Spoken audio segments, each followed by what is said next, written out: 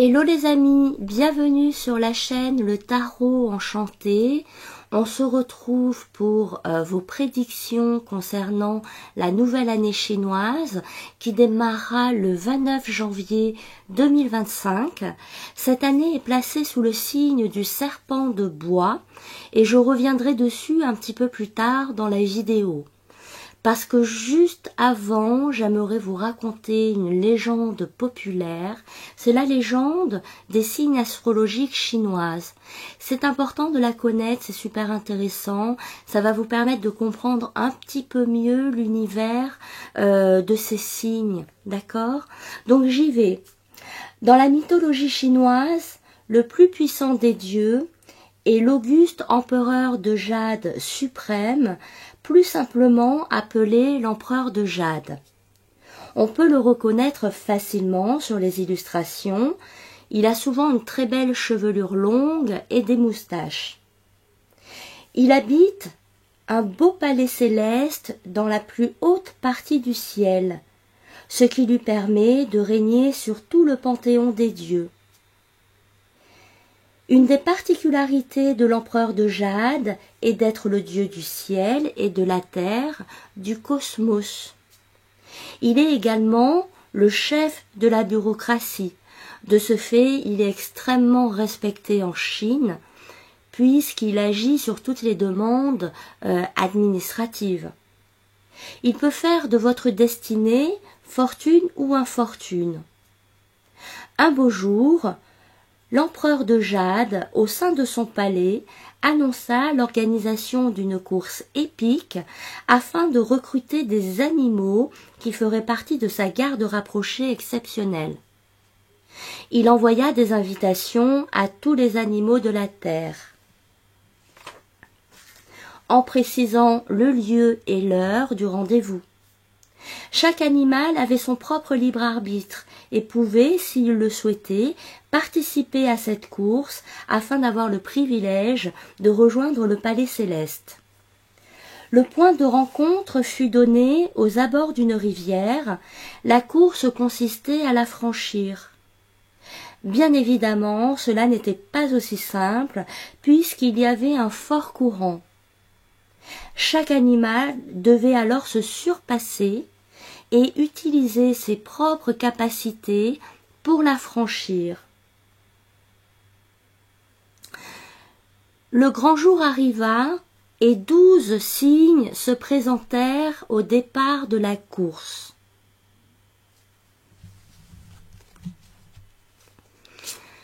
Le chat, appelé également lapin ou lièvre, avait très peur de l'eau. Il devait, pour y arriver, trouver une solution. Le rat, lui, était trop petit.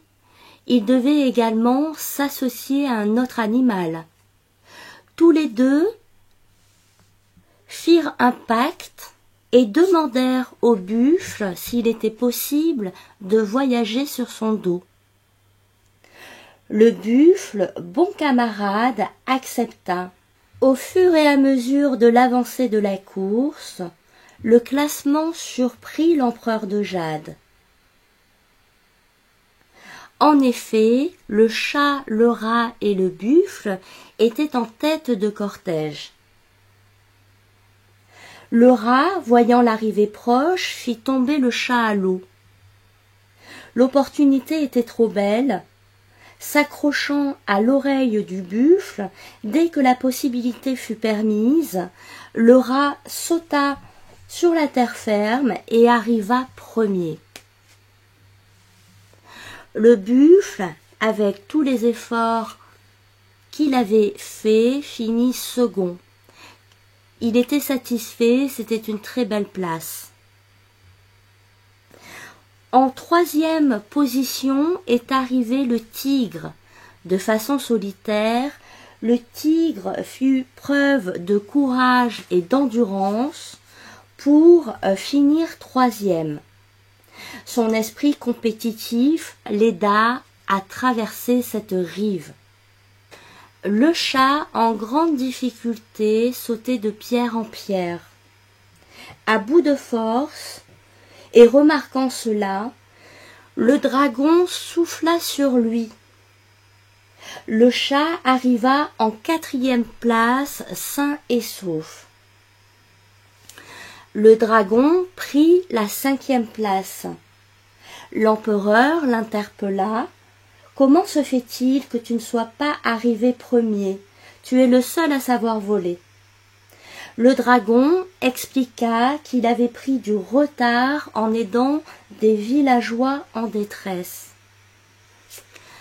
Le serpent, quant à lui, voyagea incognito.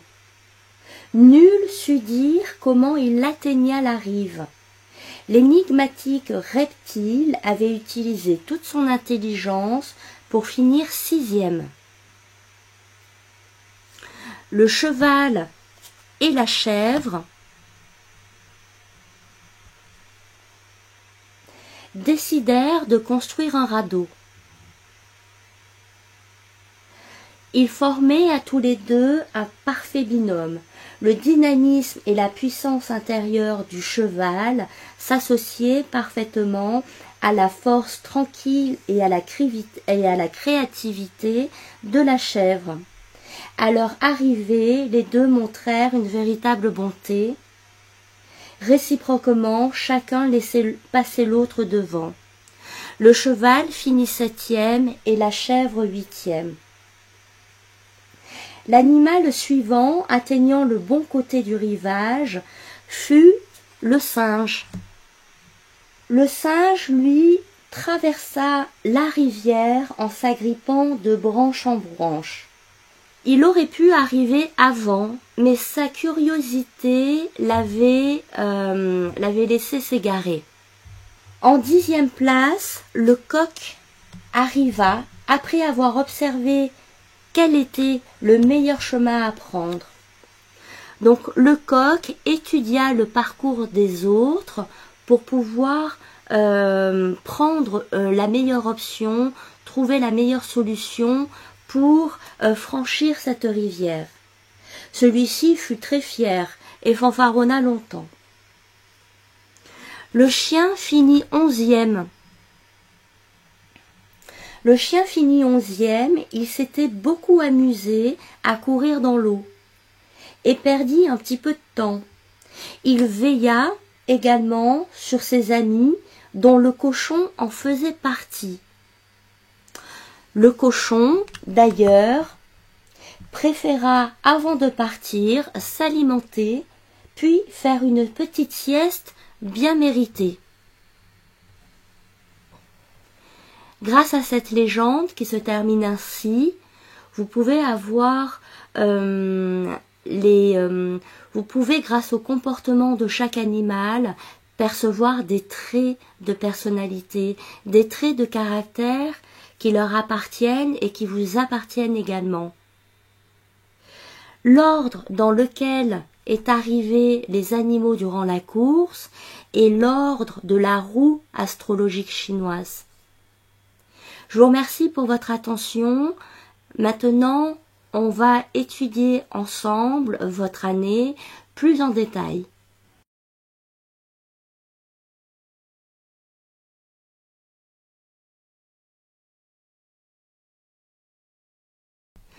Alors, place à la guidance pour les buffles. D'accord, on va voir un petit peu ce qui va se passer pour vous cette année.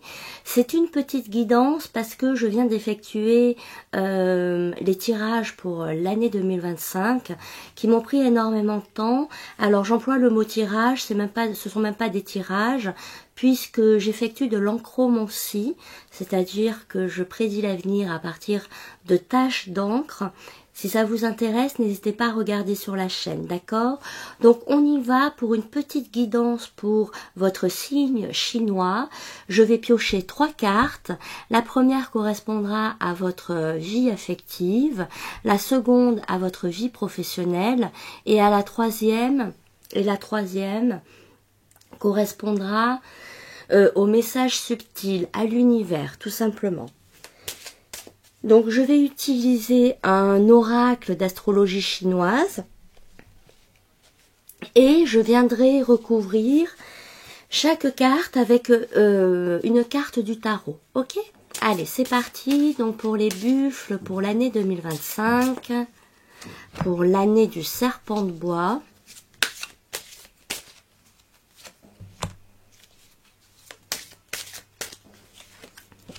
Allez, parfait. Donc, nous avons le cœur dans la vie affective, nous avons le cœur. Très bien. Dans la vie professionnelle, nous avons le blanc. Et au niveau de l'univers, nous avons l'eau. C'est une très jolie combinaison, je trouve. Alors, on va démarrer par le cœur.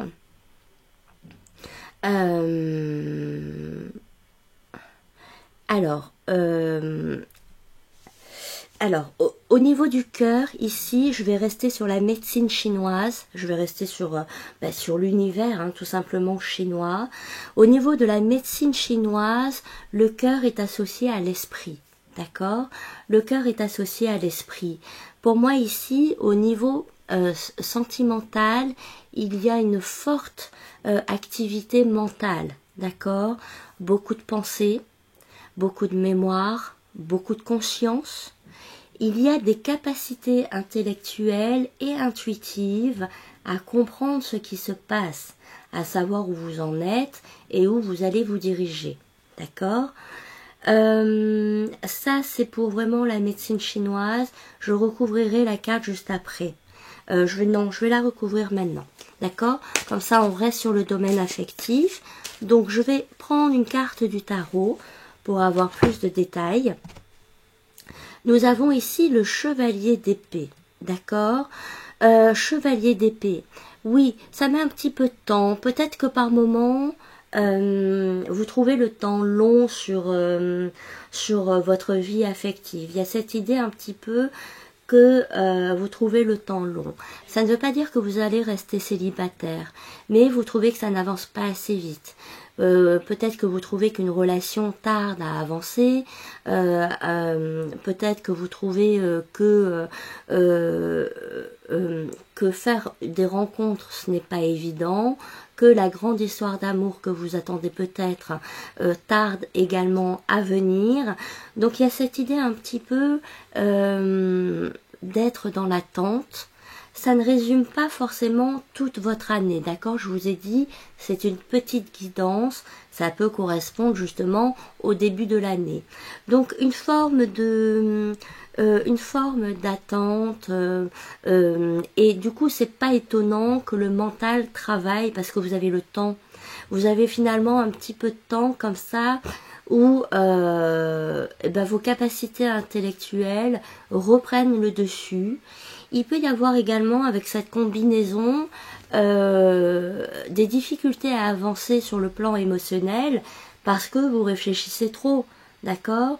Vous avez besoin que les relations soient parfaites, vous avez des idées bien précises sur le couple et peut-être que votre côté cérébral peut vous jouer des tours. D'accord? On peut nous dire ça n'avance pas trop parce que tu réfléchis trop. On peut vous dire ici, laisse-toi un peu plus porter, lâche prise. Ok? Allez, parfait. Sur le domaine professionnel, on a la couleur blanche qui est ressortie. Alors la couleur blanche, c'est toujours signe de pureté, également d'expérience, d'accord? C'est également associé à l'expérience. Pour moi ici, vous vous enrichissez, vous gagnez en expérience, vous devenez beaucoup plus hermétique aux superficialités et aux bêtises, je ne sais pas comment vous dire, mais les bêtises, les incapacités tout simplement. Ok? Donc je vais voir avec le tarot ce qu'il veut bien nous dire. Donc ici nous avons le roi de coupe. Waouh, magnifique. Donc sur l'aspect professionnel, vous allez avoir des éloges D'accord? Vous allez avoir des éloges cette année.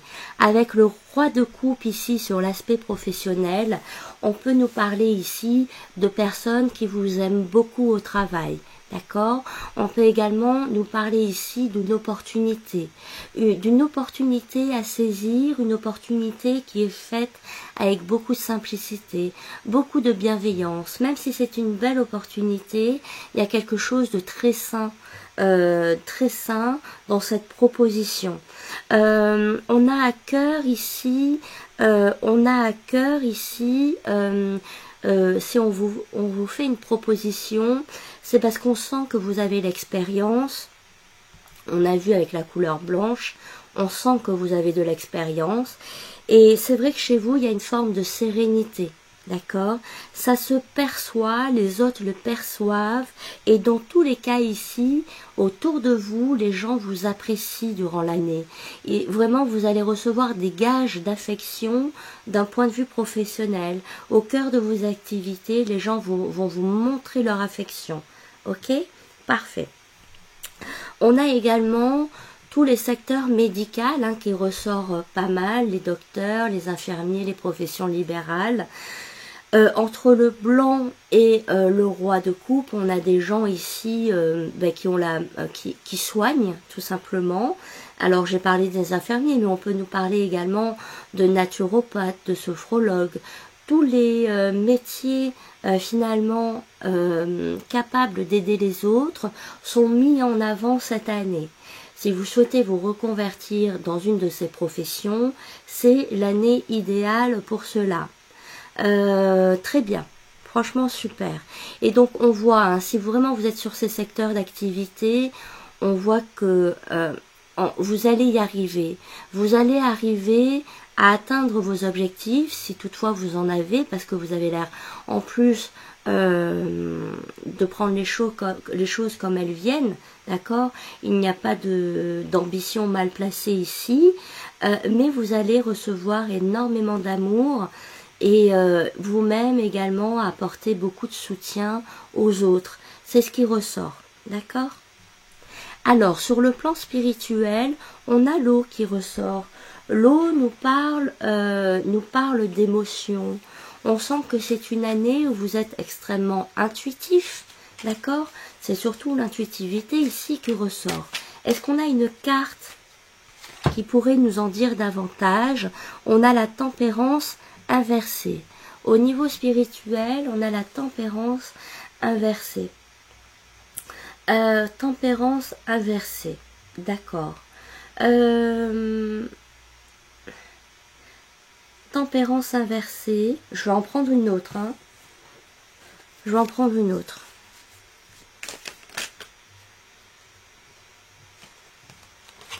Hop. Allez.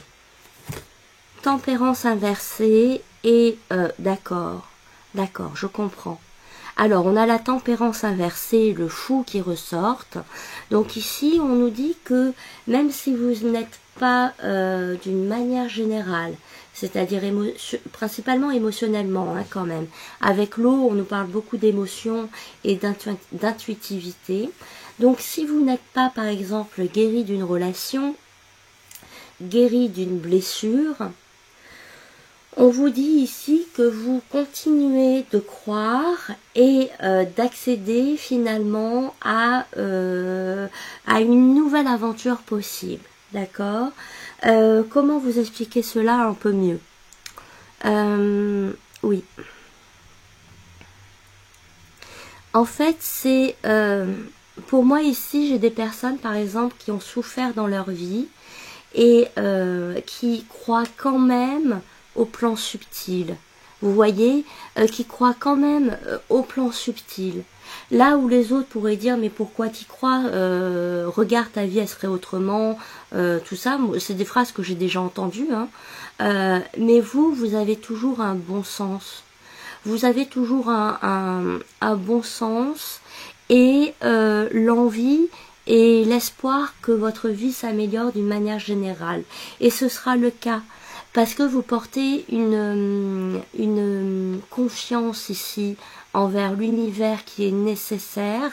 Et l'univers ici va vous répondre, va vous dire ici, tu es capable de d'accéder à un nouveau cycle, à de nouvelles rencontres, à de nouveaux projets. Parce que là, ici, c'est ce qui se passe. C'est comme s'il y avait une communication interne où l'univers vous dit, toi, je vois bien que même si ça n'a pas été parfait pour toi, tu es capable de démarrer un nouveau cycle. Et donc, c'est ce qui va se passer et vous le ressentez. Vous sentez, là, normalement, quand je vous parle, si ça vous concerne, vous devez sentir que vous êtes tout proche de changer de vie, tout simplement. C'est vraiment ici un changement de vie. Ok. Parfait. Voilà, je vais m'arrêter là, les buffles. Merci de votre attention, merci de votre présence. Un grand merci également à ceux qui likent les vidéos, qui partagent, qui commentent, qui s'abonnent. C'est vraiment un soutien pour ma chaîne et pour moi-même. On se retrouve très vite pour de nouvelles vidéos. Là, je vais pas tarder à préparer les guidances du mois de février, ainsi que les guidances sentimentales pour la Saint-Valentin. Donc ce seront des guidances un petit peu plus longues que celle-ci. Là vraiment j'avais besoin de faire des guidances courtes parce que j'ai énormément de travail. Ça me prend beaucoup de temps tout ça. Ok, tout simplement. Voilà. Allez, je vous embrasse fort et je vous dis à bientôt. Bye bye.